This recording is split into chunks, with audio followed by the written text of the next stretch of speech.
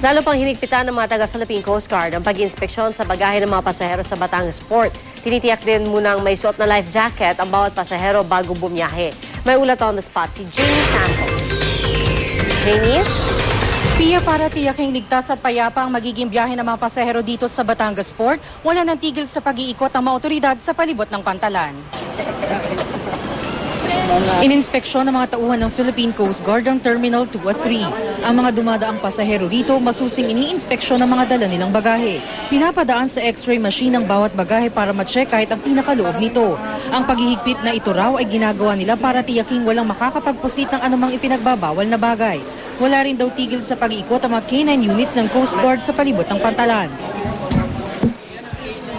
Going all around for suspicious looking baggage, lalo na yung mga abandoned, yung mga unescorted. Yan ang iniikot-ikot ngayon ng K9 natin. Ininspeksyon din nila kung may mga kakulangang papeles sa mga bangkang babiyahe ng Puerto Galera.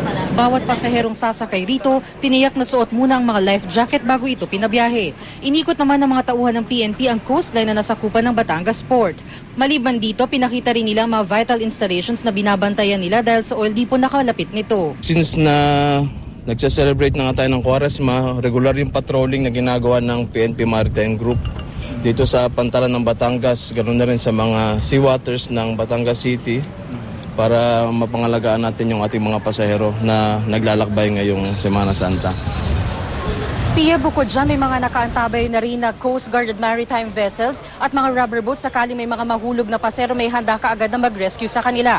Samantala sa pinakahuling tala ng Coast Guard at pamunuan ng Batangas Port, simula kahapon hanggang ngayong umaga ay umaabot na sa 60,000 passengers ang dumating dito sa pantalan. At yan ang pinaka-latest mula dito sa Batangas Port. Balik sa'yo, Pia. Jamie, nabanggit mo kahapon na tuloy-tuloy lang ang operasyon maski Biyernes Santo. Pero mula anong oras hanggang anong oras ang huling biyahe? Yes, meron na kaagad na biyahe simula 12 midnight hanggang 9:30 at meron namang biyahe na simula ng 12:30 ng madaling araw hanggang 8:30 na gabi. Tuloy-tuloy oras-oras yan, meron tuloy-tuloy biyahe dito sa Batangas Port.